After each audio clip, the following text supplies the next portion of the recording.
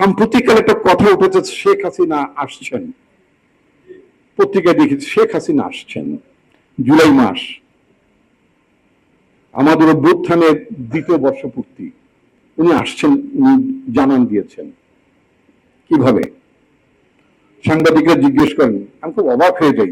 জিজ্ঞেস করেন 2 বছরের মধ্যে জিজ্ঞেস করেন, যখন টকশোতে যে জিজ্ঞেস করেন শেখ হাসিনা আসছেন, কি বলবেন?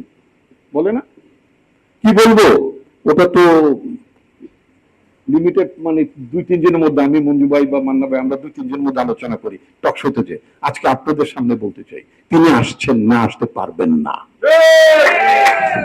কেন পারবেন না? 1981 সালে তিনি স্বামী সন্তান নিয়ে প্রবাসে ছিলেন এবং সরকারের আনুকূল্য নিয়ে, তৎকালীন বিএনপি সরকার, সেই সরকারের আনুকূল্য নিয়ে, অনুমোদন নিয়ে তিনি বাংলাদেশে এসেছিলেন। যখন তিনি বাংলাদেশে আসেন শেখ হাসিনা, তখন শেখ হাসিনার হাতে কোনো রক্ত ছিল না। শেখ হাসিনা নিজে কোনো সংবাদপত্র বন্ধ করেনি, লেথাল উইপন ইউজ করার জন্য কোনো নির্দেশ দেননি, রক্ষী বাহিনী তিনি ক্রিয়েট করেননি, একদল তিনি বানাননি, গুম করেননি। যে রক্ষী বাহিনীর লোকজন যে গুম করতে, এই কাজগুলোর সাথে উনি জড়িত ছিলেন না। ওনার বাবার প্রশাসন, ওনার বাবা জড়িত ছিলেন, শেখ মুজিবুর রহমান জড়িত ছিলেন। 21 বছর তাকে রাজনীতি করতে, এবং ওনার বাবা, মানুষ সাধারণত বাবার যে মৃত্যুর সময় বাবার যে আকাঙ্ক্ষা থাকে, কি বাবা যদি বলে আমাকে ওই জায়গায় কবর দিয়ে, তাই তো দিই আমরা নাকি? বাবা যদি বলে এটা করো, যে একজন বাবার গল্প বলে গেলেন না, যে আমার নাম যেন থাকে, বলে তো।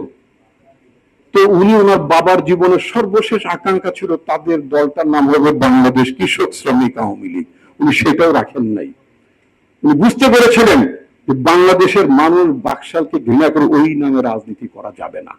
সেই জন্য তিনি বাবার সর্বশেষ ইচ্ছার নামটা পর্যন্ত বাদ দিয়ে তিনি আবার বাংলাদেশ আওয়ামী লীগে ফিরে এসেছিলেন। অর্থাৎ বাবার পথে অনেক বছর তিনি ছিলেন না। তো এবং শেষবার ওনাকে বলতে যে আমাকে ক্ষমা করেন, আমাদেরকে ক্ষমা করেন, একবারের জন্য আমাদের সুযোগ দেন।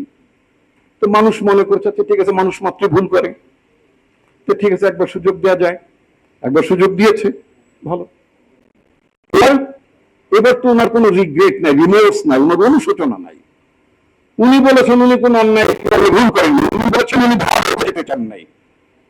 উনি নাকি গোপালগঞ্জে যেতে চেয়েছিলেন। গোপালগঞ্জে যাওয়ার জন্য কি এত বাক্স পেট্রা বানতে হয়?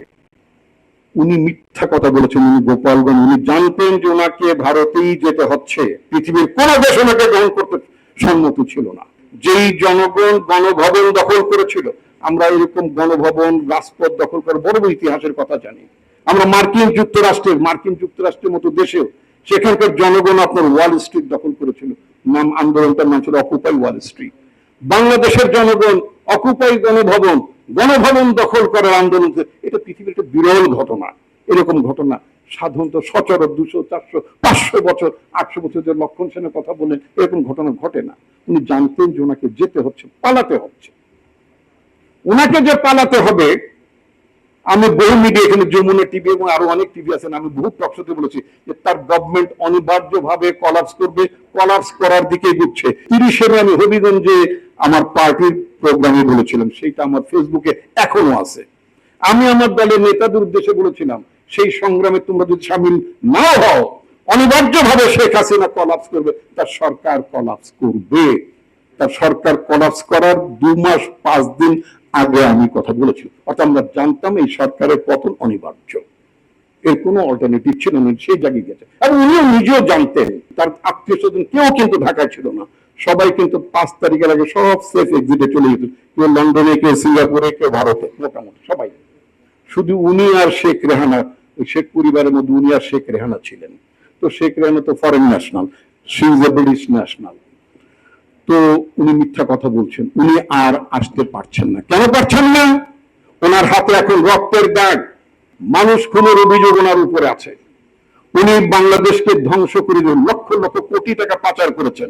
সুতরাং শেখ হাসিনা অনুতপ্ত হবেন না, আর ওনাকে বাংলাদেশের রাজনীতি, বাংলাদেশের জনগণ কখনোই গ্রহণ করবে না।